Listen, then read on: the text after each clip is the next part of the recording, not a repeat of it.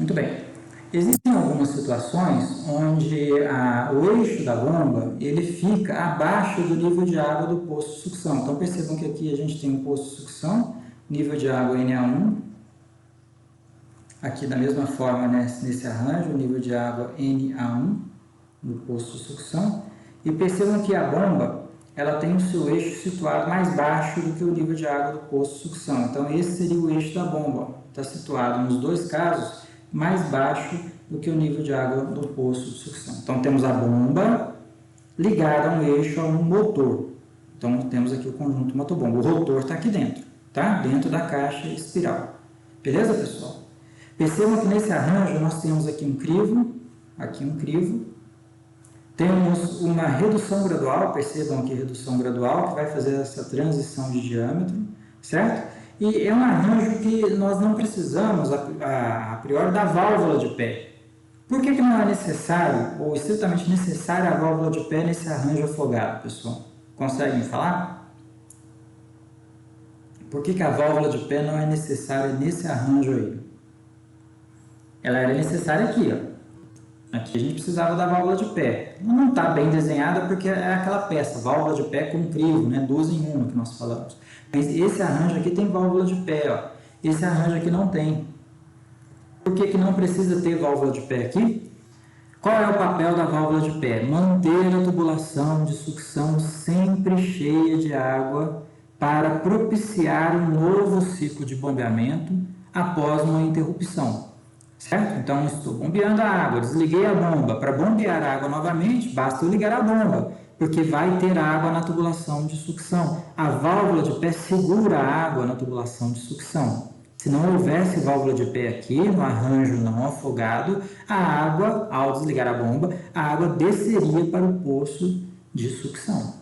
Certo? Então, a válvula de pé garante que a tubulação de sucção fique sempre cheia de água. Agora, percebam aqui no arranjo afogado que uma vez que o nível de água está mais alto do que o nível da tubulação de sucção, a água já entrou pela tubulação de sucção. Certo? Então, não há necessidade de colocar aqui uma válvula de pé, que é uma válvula que produz uma perda de carga localizada muito grande. E perda de carga localizada, principalmente na tubulação de sucção, é muito ruim para o sistema de bombeamento. Quanto mais perda de carga houver no trecho de sucção, mais a sua bomba vai consumir energia elétrica. Maiores são as chances do fenômeno de cavitação, que pode ocorrer quando as pressões no tubo de sucção ficam tão baixas a ponto de ficar menor do que a pressão de vapor. Se a pressão no tubo de sucção ficar menor do que a pressão de vapor, o que acontece, pessoal? Estão lembrados do fenômeno de cavitação? A água começa a vaporizar, sem mexer na temperatura. Se o nível de pressão dela ficar tão baixo, a ponto de ficar inferior à pressão de vapor, a água começa a vaporizar. A água, na forma de vapor, explode, as bolhas de vapor de água explodem em cima do rotor. E o rotor, depois de alguns anos, ou talvez de alguns meses, vai ficar furado igual um queijo suíço, certo? Em função da explosão de bolhas de vapor do fluido em cima do rotor, que acontece quando o fenômeno de cavitação é verificado, certo? Então, o rotor de aço, ele fica furado igual um queijo suíço em função da explosão de vapor de líquido, vapor de água em cima dele, certo, pessoal? Então, perdas de cargas muito elevadas na tubulação de sucção é ruim, porque em casos extremos pode levar ao fenômeno de cavitação, porque perda de carga grande produz queda muito grande de pressão na entrada, certo? E aí, pressão baixa, cavitação pode acontecer, se a pressão ficar menor do que a pressão de vapor. Então, é desnecessária, nesse arranjo afogado, a instalação de uma singularidade que vai provocar uma perda de carga localizada muito grande, que é o caso da válvula de pé. Porque se o nível de água já superar o nível da tubulação, o eixo da tubulação, a água já entrou dentro do tubo e ninguém vai ser doido de ligar essa bomba com esse reservatório vazio. Quem vai ser doido, né, de ligar a bomba sabendo que o reservatório inferior está vazio? Né? Logicamente não vai bombear nada. Ele só vai bombear se o nível de água no reservatório inferior estiver acima do nível do eixo da tubulação. Então, por isso que nesse arranjo a válvula de pé é dispensável. Certo, pessoal? Entenderam? Bom, então, como temos aqui uma bomba situada abaixo do nível de água do poço de sucção, vamos fazer ali um estudo da linha de energia para a gente entender o que acontece com o escoamento. A partir da linha de energia, obviamente, ela vai seguindo o escoamento. Então, o escoamento vem pela tubulação de sucção, passa dentro da bomba, segue pela tubulação de recalque até a sua chegada no reservatório superior. Nos dois casos vai acontecer isso. Ela parte do reservatório inferior, passa dentro da bomba, sobe pela tubulação de recalque até atingir o reservatório superior, certo? Então, o ponto inicial para a gente estudar e aplicar a equação de Bernoulli é o ponto situado na superfície livre da água do reservatório inferior. A água, ao entrar pela tubulação, encontra o crivo, vai sofrer perda de carga na passagem pelas aberturas e vai sofrer perda de carga distribuída ao longo do comprimento da tubulação, sofrerá perda de carga localizada na redução gradual até entrar a bomba. Portanto, a linha de energia vai decair. Então, nós temos aqui um decaimento da linha de energia até a entrada da bomba. Vamos pegar aqui esse ponto como sendo aqui o ponto de entrada da bomba, certo? Então, o nível de energia disponível pelo escoamento é esse nível energético aqui, ó, imediatamente na entrada da bomba. Lógico, pessoal, se essa tubulação de sucção for muito longa, aí a linha de energia pode ficar abaixo do eixo da tubulação, condicionando pressões negativas na entrada da bomba. O que é comum. O que não pode é a pressão ficar negativa demais, porque se ela ficar negativa demais, ela vai ficar menor, ela pode ficar menor que a pressão de vapor, e aí o fenômeno de cavitação vai acontecer, tá? Mas é comum. Aqui, por exemplo, no arranjo não afogado, as pressões são negativas. Nós temos pressões negativas aqui na entrada da bomba. É comum acontecer isso, porque a bomba faz uma sucção. O arranjo não afogado é a mesma coisa que você está tomando Coca-Cola com canudinho, certo? O copo é o reservatório inferior, o nível de água é o nível da Coca-Cola dentro do copo, o canudinho é a tubulação de sucção e a bomba é a sua boca. Então, quando a gente está tomando um milkshake, uma Coca-Cola, um refrigerante lá no canudinho, a gente produz uma sucção inicial no canudinho. A sucção é retirada de ar do canudinho, causando uma pressão negativa no canudinho, certo? A gente causa a pressão negativa para que a pressão no copo, no nível de água no copo, no nível do refrigerante ou do milkshake no copo, fique mais alta do que a pressão na entrada da boca. E aí o fluido ele é empurrado pela pressão atmosférica até ele entrar na boca, no caso, o bocal de sucção da bomba. Vocês já perceberam, por exemplo, porque quando você vai tomar um milkshake, o canudinho ele é mais grosso, ele tem um diâmetro maior e tem uma parede mais espessa do que aqueles canudinhos de refrigerante de festa de criança, certo? Justamente porque a pressão é negativa e o milkshake é viscoso. Então você tem que fazer uma sucção maior para retirar o milkshake do copo até trazê-lo à sua boca. Seria equivalente ao bombeamento de um fluido muito viscoso. Por isso que a tubulação ela tem que ter uma parede mais espessa. O canudinho tem que ter uma parede mais espessa para ele não colapsar, para ele não fechar, porque senão ele colapsa em função da pressão negativa. Vai tomar um milkshake com um canudinho de parede fina para você ver o que acontece. Ele colapsa, o canudinho colapsa. Você não consegue succionar aí o líquido muito viscoso, certo? Então, o arranjo não afogado, eu estou fazendo essa analogia porque ela é fácil da gente imaginar e da gente guardar esse conhecimento.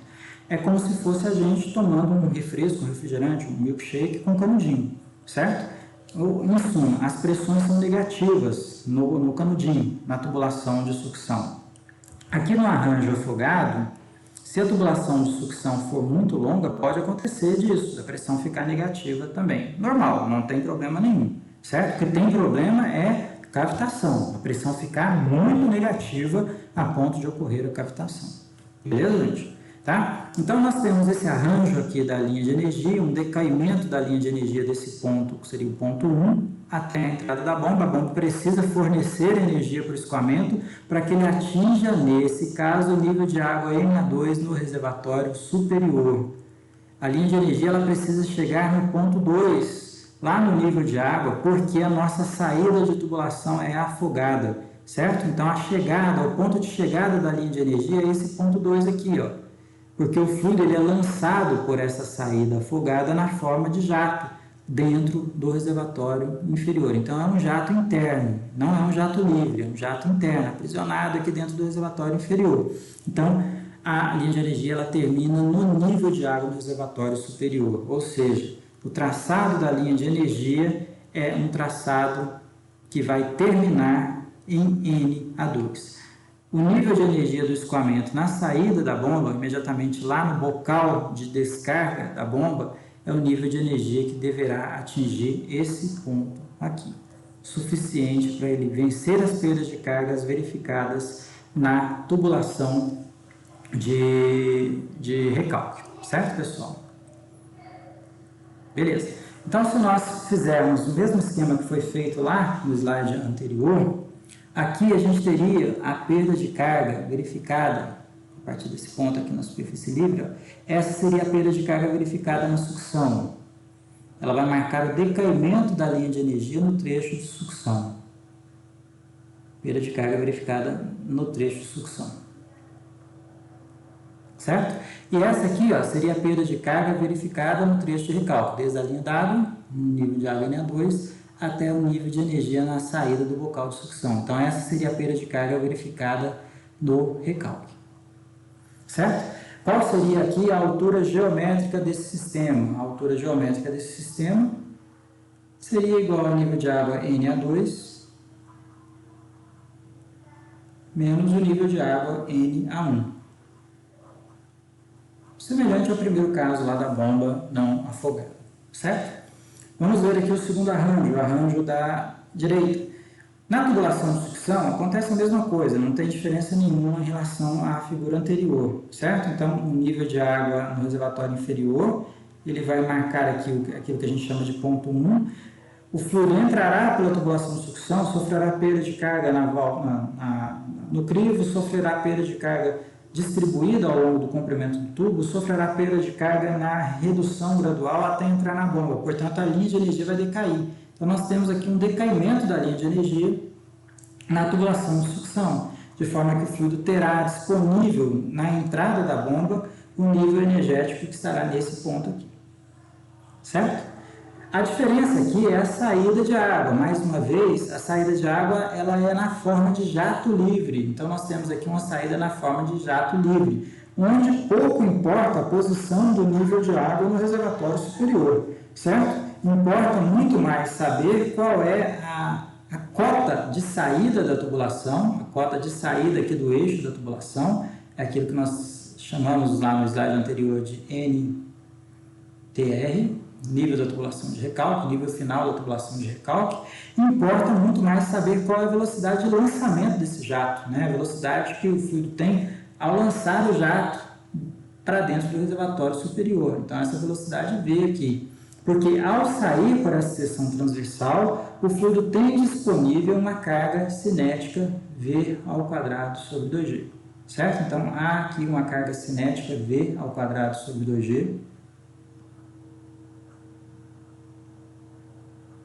certo? E o fluido precisará chegar nesse nível de energia aqui, para ser lançado lá dentro do reservatório.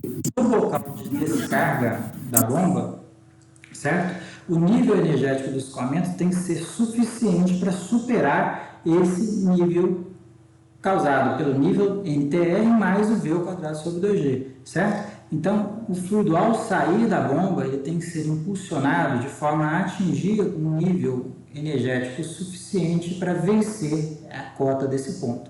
Então, aqui a gente teria o arranjo da linha de energia de... Professor, Oi? então deixa eu perguntar, usando de exemplo essas duas imagens que o senhor está mostrando aí, vamos supor que a altura geométrica desses dois esquemas é a mesma. Sim. Aí eu vou gastar mais energia na situação em que o jato de lançamento é livre do que no afogado? Não, se os diâmetros forem... Nas duas situações, Sim. Se a sua... contando que a gente tem o mesmo modelo. Sim. Nesses dois casos aqui, que você disse, A gente, no arranjo afogado, né? isso, aí contando tipo assim, que a altura geométrica seria a mesma entre os dois. Sim.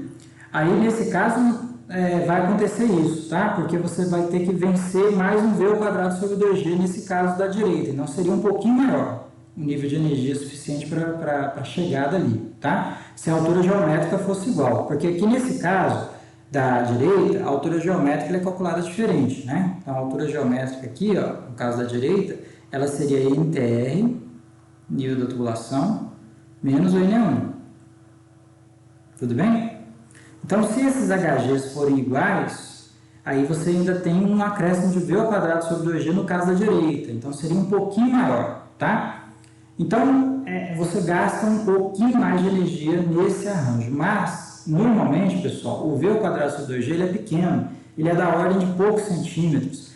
Calculando assim, ele vai dar assim, 3 centímetros, 1 centímetro. Às vezes, ele dá da ordem de milímetros até. Então, essa diferença é muito pouca, tá? E esse sistema de lançamento de água por cima nos reservatórios, ele é sempre mais vantajoso do que esse. Normalmente, o que é feito é a saída por cima. A água ela é lançada por cima nos reservatórios do que em vez de ser lançada por baixo, tá? Porque esse lançamento por cima aqui, você controla melhor com sistemas de boia a saída da água. Então, o sistema de boia ela verifica quando o reservatório enche, a boia fecha aqui e a bomba é automaticamente desligada por um sistema de chave de boia. Então, na maioria dos reservatórios, a saída de água é na forma de jato livre. Esse acréscimo de V ao quadrado sobre 2G, ele não interfere de forma decisiva no consumo de energia elétrica. Ele não é decisivo, porque ele é pequeno, é um valor muito pequeno, tá? Respondi a sua pergunta? Não entendi, professor, obrigado. Nada. Então, pessoal, nós temos esses dois arranjos, obviamente, só para a gente completar aqui a figura, temos aqui a perda de carga verificada no trecho de recalque, o ΔHR.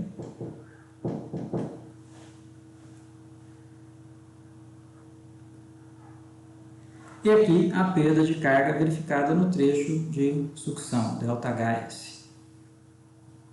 É o decaimento da linha de energia nos dois casos, né? ΔHS. Ficou dúvida aqui, pessoal? Vamos seguir então. Bom, aqui nós temos um arranjo de uma bomba utilizada para bombear água subterrânea. Um arranjo muito comum em cidades, por exemplo, que são abastecidas por água subterrânea ou em atividades que consomem água subterrânea, como, por exemplo, atividades agropecuárias, né, fazendas, muitas vezes é utilizado a água subterrânea. Há uma estimativa de que o Brasil tenha mais de 2,5 milhões de poços que retiram águas subterrâneas no território nacional. Então, essa é uma estimativa, né, de poços como esses que a gente está verificando aí. Então, esses poços são localizados tanto em zonas urbanas, onde a água é retirada para abastecimento público, e também muitos na zona rural, onde a água é utilizada para irrigação, para atividades de dessedentação animal, pecuária, etc. Né? Então, veja que a quantidade de poços é muito grande. Né? Temos aí estimativas de mais de 2,5 milhões de poços espalhados no território nacional. Então, temos aqui o nível de água no subsolo, seria esse nível marcado aqui por essa diferença de coloração. Vamos destacar aqui, seria esse nível aqui. Seria o nível de água inicial, né, do que separa a zona saturada. Então, nós teríamos aqui a zona saturada, aquela zona onde todos os poros, todos os vazios estão totalmente preenchidos por água. Da zona não saturada, aquela região onde os vazios têm ar e água intercalados, certo? A bomba submersa, ela é imersa, então, dentro de um poço, que é uma tubulação que normalmente é feita de aço, né? Então, nós temos um tubo de revestimento normalmente feito de aço, principalmente para poços muito profundos. Quando o poço é um pouco mais raso, pode ser um PVC mais reforçado, um PVC geomecânico, né? Ele é feito justamente para funcionar enterrado, né? E dentro desse revestimento, que é o poço propriamente dito, entra um outro tubo, que é o tubo edutor. E lá na base desse tubo edutor fica a bomba. Então, a bomba submersa, para captação de água subterrânea, ela parece um míssil, parece uma lapiseira, né? Ela tem uma forma afilada, porque ela precisa entrar dentro de um poço. O poço tem diâmetro de 200 milímetros, 250 milímetros, 20 centímetros, 25 centímetros, no máximo 30 centímetros. Então, são diâmetros pequenos e a bomba precisa entrar lá dentro e ser acoplada aqui ao tubo edutor, certo? Então, é justamente por essa passagem aqui que a água entra dentro da bomba. E esse aqui é o chamado crivo, né? É o crivo da bomba. Quando essa bomba é acionada e vai lançar água lá no reservatório, situado já na superfície do terreno, pode ser um reservatório apoiado, como esse que a gente verifica, situado lá na superfície do terreno, certo? A água precisa vencer um desnível geométrico muito grande para sair do subsolo até chegar nesse ponto aqui, onde sabemos ela ainda precisa vencer um Vzinho ao quadrado sobre 2G, né? Então aqui nós temos uma saída em forma de jato livre, temos aqui um V ao quadrado sobre 2G, comentamos que ele não é tão grande assim, mas a rigor ele existe. Nós temos aqui um V ao quadrado sobre 2G, onde V é a velocidade da água na saída aí desse jato, essa velocidade aqui imediatamente na saída do jato, velocidade média da água aqui, tá? Na saída do jato. Então, a linha de energia ela precisa atingir esse ponto aqui na saída. E ela vem lá do subsolo, já havendo a necessidade de vencer um desnível geométrico, uma altura geométrica muito grande. Quando essa bomba começa a operar e retira a vazão pelo tubo edutor, então a água vai entrar pelo tubo edutor e vai ser lançada lá no reservatório superior, o que vai acontecer é que o nível de água no subsolo ele vai decair, então vai surgir aqui um cone chamado de cone de depressão, de forma que o nível de água lá dentro do poço, esse nível de água aqui, ó, ele é menor do que na situação onde a bomba não está funcionando. Se a bomba for desligada, o nível de água sobe mais ou menos para o nível de água original, mas com a bomba funcionando, o nível de água dentro do poço cai, certo? E esse nível de água dentro do poço é o nível de água que marca o começo da nossa linha de energia. Então, esse nível é conhecido como nível dinâmico. Então, vamos marcar aqui, ó, o nível de água dentro do poço com a bomba funcionando é chamado de nível dinâmico, ND. E aqui nós temos o nível de saída da tubulação de recalque. O nível de saída da tubulação de recalque em forma de jato livre. Então, quanto vale, pessoal, nesse nosso arranjo, a famosa altura geométrica? A altura geométrica nesse sistema, o HG, ela vale NTR menos o nível dinâmico. Nível dinâmico é equivalente ao nível de água no reservatório inferior, no poço de sucção. Só que o poço de sucção aqui é dentro do poço, é a parte interna do poço, tá? Então a água ela entra pelo crivo da bomba submersa. Percebam que não existe nesse arranjo uma tubulação de sucção. A água ela já entra diretamente do poço para dentro da bomba, certo? Então vamos fazer uma setinha aqui para mostrar a entrada da água. Diretamente do poço, ela vai entrar aqui dentro da bomba pelo crivo, ó. Pelo crivo da bomba. Então, não temos aqui uma tubulação de sucção, mas temos uma tubulação de recalque, que é o tubo edutor, certo? Então, na saída aqui da bomba, no finalzinho da bomba, no bocal de descarga da bomba, o fluido, no caso a água subterrânea, tem que ter um nível energético suficiente para vencer o V ao quadrado sobre 2G, mais alto do que o nível do V ao quadrado sobre 2G no final da tubulação de recalque, certo? Então, o nível energético ele tem que ser mais alto. A água tem que sair lá da bomba, atingindo um nível energético. Aqui na saída da bomba, ela tem que ter um nível energético correspondente a esse ponto, para que aí sim a linha de energia passe a decair ao longo da tubulação de recalque, do tubo edutor, em função das perdas de cargas verificadas nessa tubulação, certo? Então, nós temos aí o arranjo da linha de energia. O decaimento da linha de energia, ou seja, o desnível entre esse ponto, que corresponde ao nível de energia na saída da bomba, e esse ponto, que corresponde ao nível de energia na saída da tubulação de recalque, é igual à perda de carga verificada no trecho de recalque, certo? Então, esse desnível aqui é justamente equivalente à perda de carga verificada no trecho de recalque. Tudo bem, pessoal? Então, vamos perceber o seguinte, o que a gente fez até agora. Tanto nesse arranjo, que é no caso de uma bomba submersa, que extrai água subterrânea, quanto nesse arranjo, que é uma bomba afogada, arranjo de duas bombas afogadas com arranjos de saídas diferentes. Quanto nesse caso, o que nós fizemos, no caso do não afogado? Fizemos desenho de linha de energia e esboçamos as perdas de carga. Percebam que é isso que nós fizemos aí. Desenhar a linha de energia significa, em termos matemáticos, aplicar a equação de Bernoulli. Em suma, aqui nós aplicamos a equação de Bernoulli visualmente, certo? E identificamos perdas de carga. Aqui também fizemos a mesma coisa, aplicamos a equação de Bernoulli visualmente e aplicamos perda de carga, identificamos as perdas de carga. E aqui também aplicamos visualmente a equação de Bernoulli e identificamos as perdas de carga. É isso que nós vamos fazer no estudo de máquinas de fluxo, aplicar a equação de Bernoulli e identificar perdas de carga, certo? Vamos seguir. Antes disso, antes de aplicarmos efetivamente a equação de Bernoulli, nós vamos fazer aqui duas classificações de bombas que em relação à forma do fluxo dentro do interior da bomba propriamente dito, né? Seria a direção média do fluxo dentro da bomba. Nesse caso, nós temos as chamadas bombas axiais.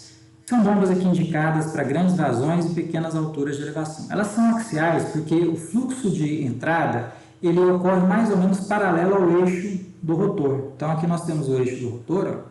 Vamos identificar aqui, esse é o eixo do rotor, e a entrada da água dentro da bomba e a saída da região do rotor, da água da região do rotor, é mais ou menos paralelo ao eixo do rotor. Mais ou menos, esse seria o fluxo médio, porque como o rotor está girando, certo? A trajetória do fluxo é espiral, porque o rotor impõe a turbulência, provocando uma trajetória espiral dos vetores de velocidade ali dentro da bomba. Mas em termos médios, o que se verifica é que o fluxo ele é paralelo ao eixo do rotor. Então, nós teríamos aqui em termos médios um fluxo de entrada e de saída paralelo ao rotor, né? Então, aqui seria em termos médios o fluxo de entrada na região do rotor e o fluxo de saída na região do rotor, certo? Então, ele vai girando assim, mas em termos médios o fluxo é aproximadamente paralelo. Então, o fluido entra, passa pela região do rotor, mais ou menos numa trajetória paralela, uma trajetória média paralela, lógico, fazendo as suas espirais ali dentro, e aí já distante da região do rotor, ele sai pelo bocal de descarga. Certo? Então, aqui nós temos o bocal de descarga dessa bomba. Bocal de descarga.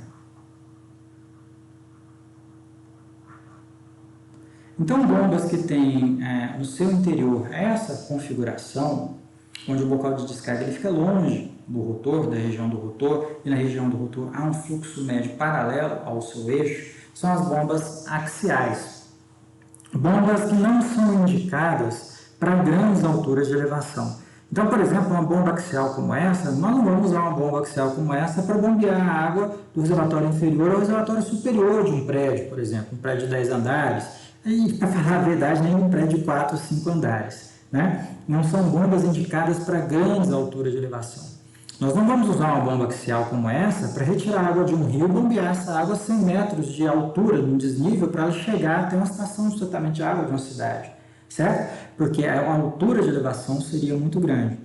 Mas nós vamos usar essa bomba quando o nosso interesse será bombear uma vazão grande, sem necessariamente elevar o fluido a uma grande altura.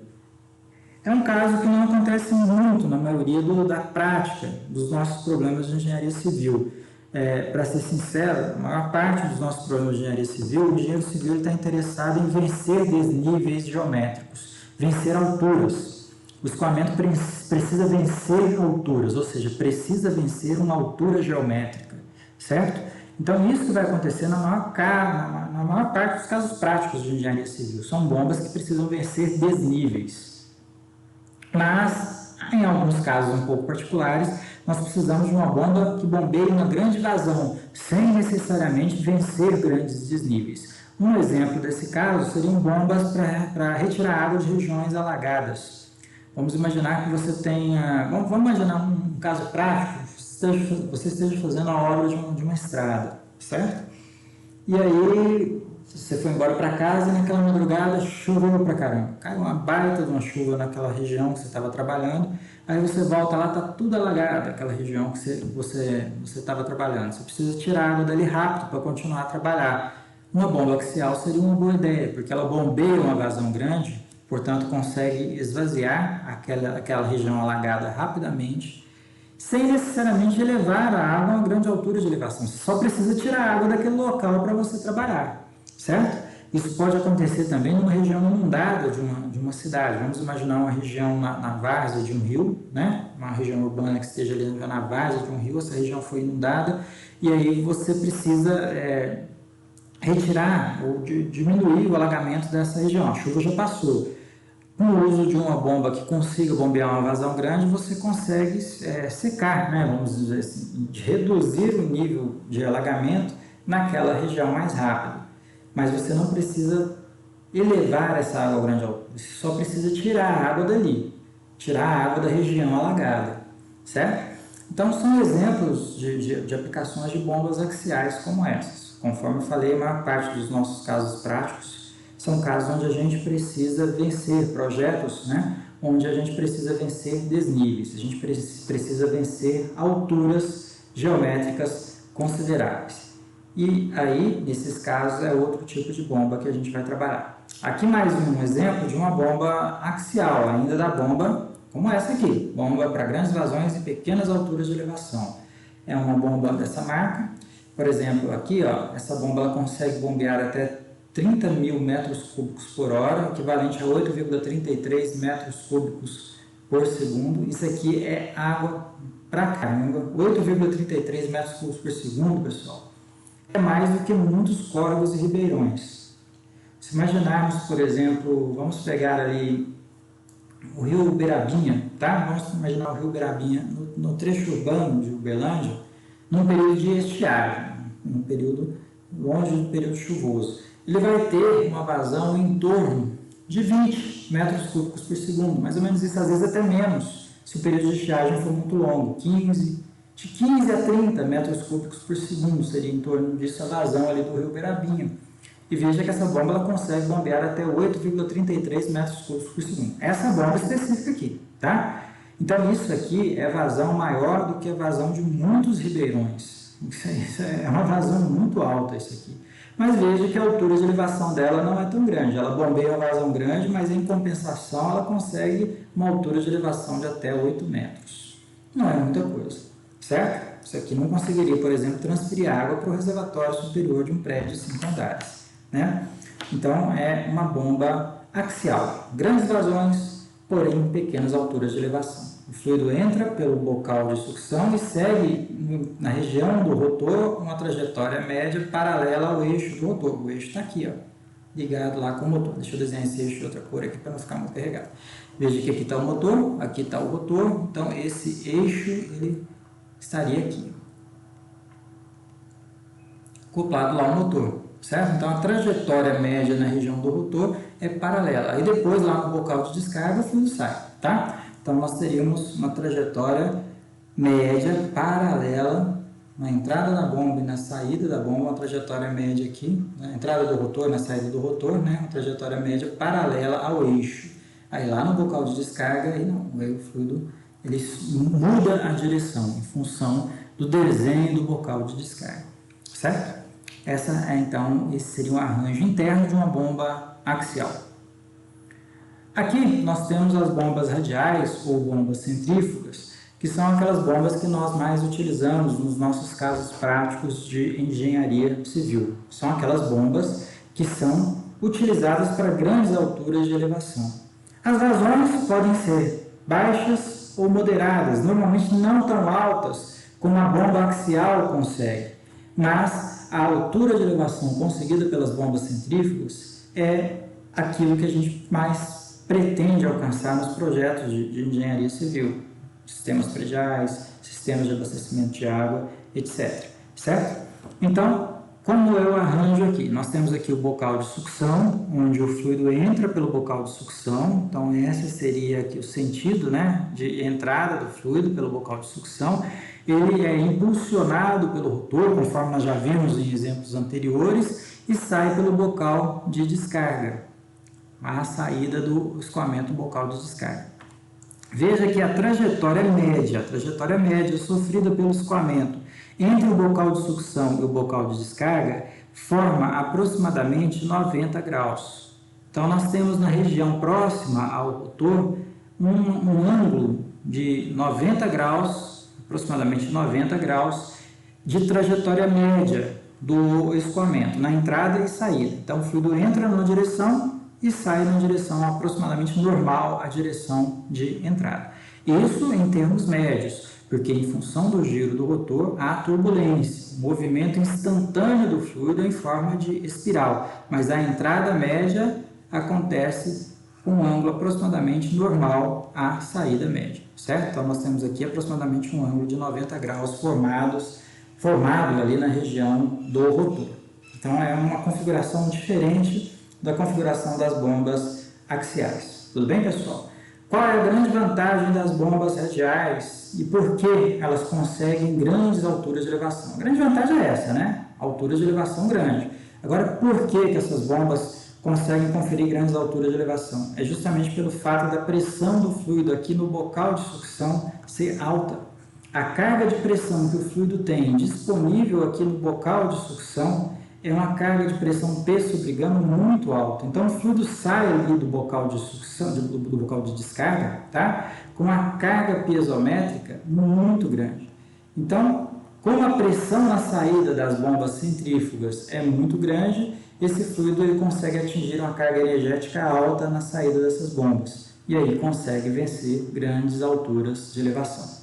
Então, o grande efeito da bomba centrífuga é fazer com que o fluido saia dela, saia pelo seu bocal de descarga com um P sobre gama muito grande, certo? Algo que não acontecia aqui, ó, na bomba axial. O P sobre gama do fluido na bomba axial não é tão grande assim, mas na bomba centrífuga é, certo? O P sobre gama na saída é um P sobre gama muito alto, uma carga de pressão bem elevada. Tudo bem, pessoal?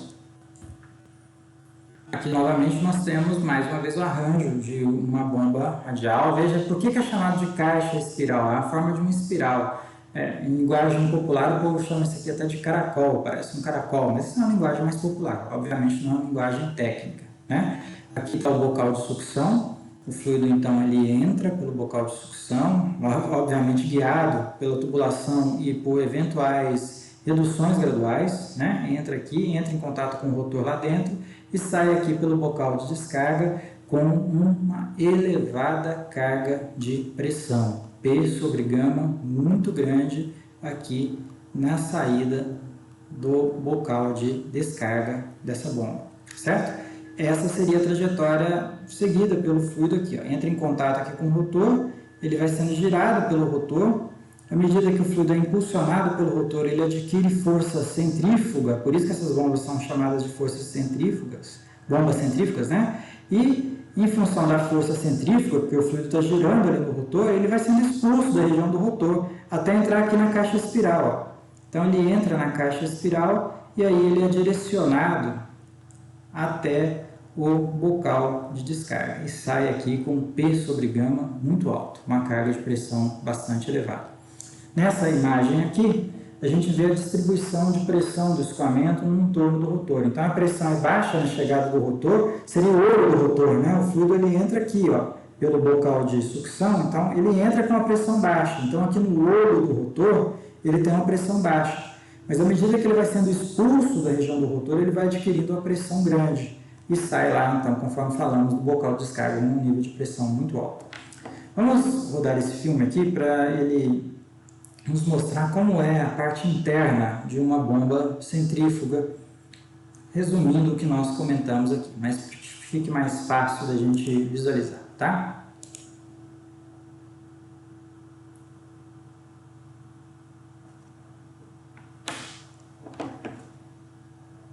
Centrifugal pumps are the most preferred pumping devices in the hydraulic world. In this video, we will have a conceptual overview of working of centrifugal pumps. Então temos aqui o bocal de sucção, certo? Lá dentro o rotor da bomba, dentro da caixa espiral. At the heart of the system lies the impeller. Esse é um rotor fechado, conforme nós falamos, certo? It has got a series of curved vanes fitted inside shroud plates. The impeller is always immersed in water. When the impeller is made to rotate, it makes the fluid surrounding it also rotate. This imparts centrifugal force to water particles and the water moves radially out. Since rotational mechanical energy is transferred to the fluid, at discharge sides of impeller, both pressure and kinetic energy of water will rise. At suction side, water is getting displaced, so a negative pressure will be induced at I.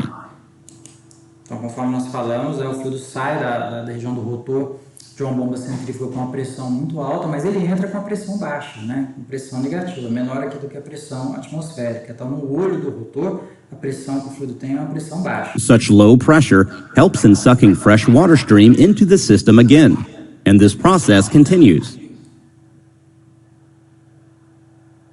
This is the reason why priming is important for centrifugal pumps. If no water is present initially, the negative pressure developed by rotating air at eye of impeller will be negligibly small to suck fresh stream of water. Impeller is fitted inside a casing, so the water moving out will be collected inside it and will move in the same direction of rotation of impeller to the discharge nozzle.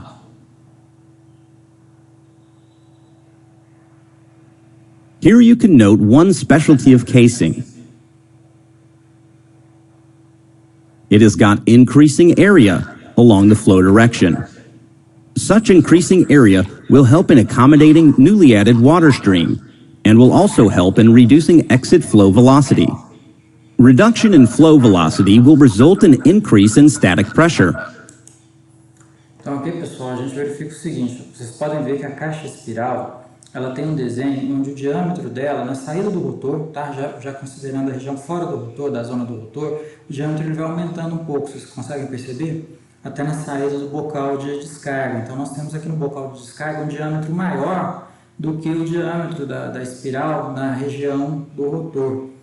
Esse aumento do diâmetro na saída aqui do fluido, ele vai produzir uma queda da velocidade, porque a vazão de saída é a mesma, né? Então a vazão é a mesma, mas a área de seção transversal é maior. Então com isso, a velocidade desse ponto da saída do rotor até chegar aqui no bocal de descarga, ela vai caindo. Quando a velocidade cai, ao fazermos o balanço de energia, pela própria equação de Bernoulli, a pressão aumenta. Então o fluido ele vai sofrendo um ganho de pressão desse ponto aqui de baixo, na saída do rotor, até atingir o bocal de descarga. Então há um ganho de pressão.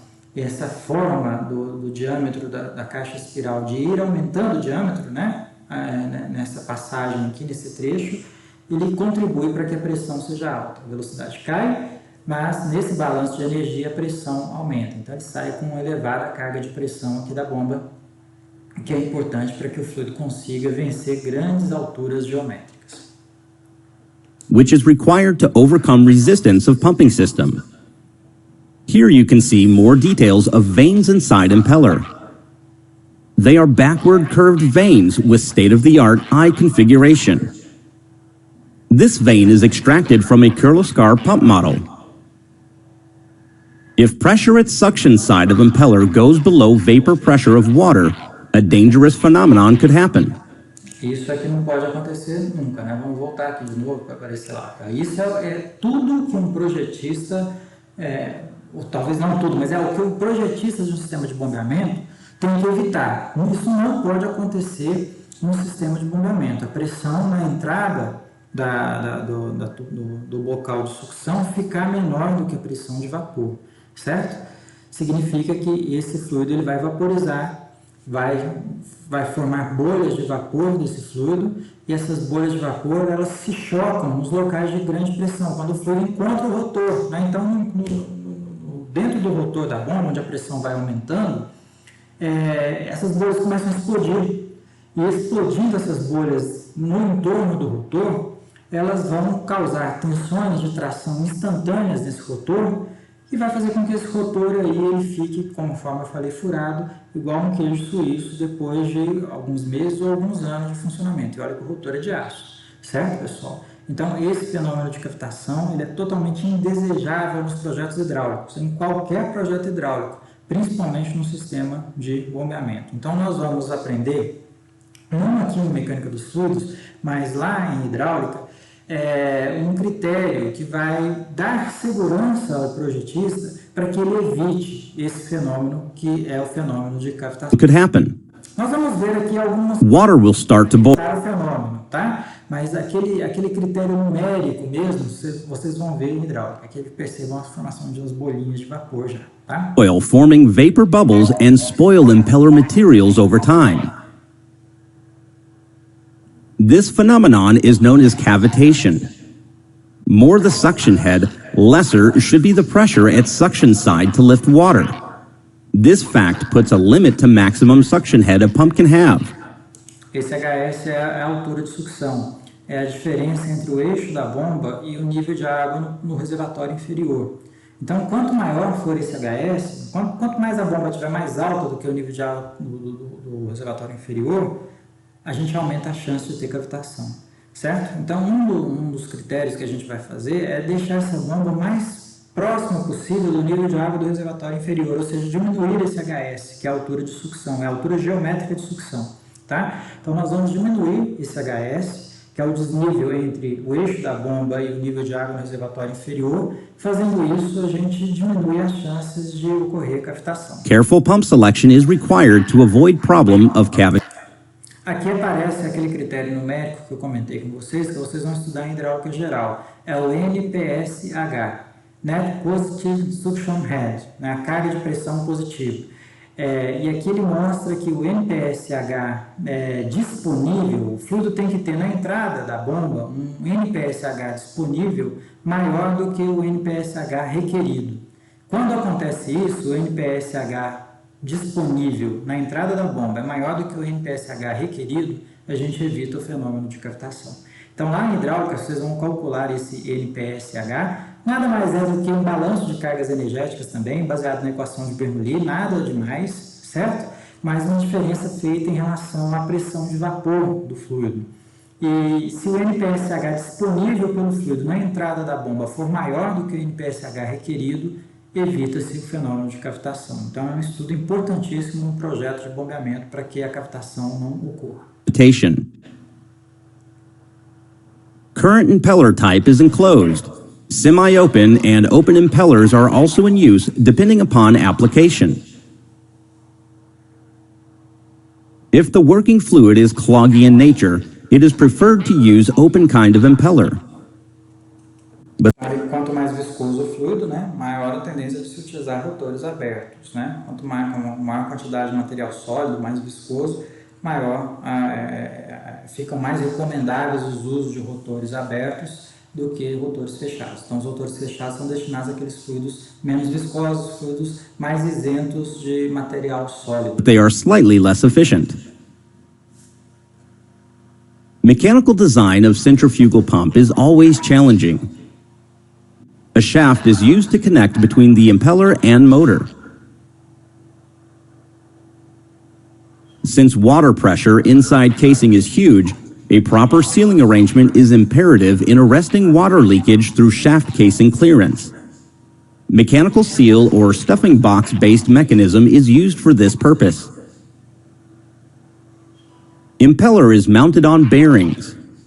But at suction side of impeller, it is not advisable to fit a bearing, since it will block the flow. So bearings have to be fitted at the other end. This means impeller is mounted like a cantilever.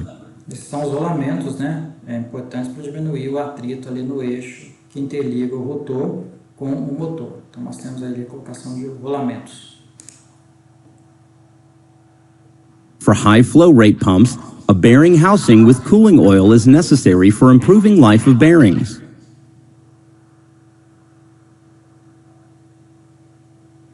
We thank Kirloskar Brothers for their technical support and creation of this video.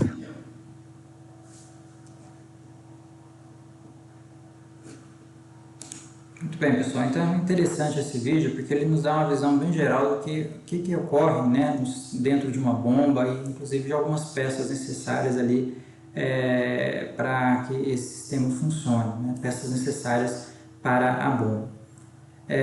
Nós vamos continuar essa aula de forma síncrona na sexta-feira e eu vou terminar a aula aqui porque o nosso tempo já finalizou.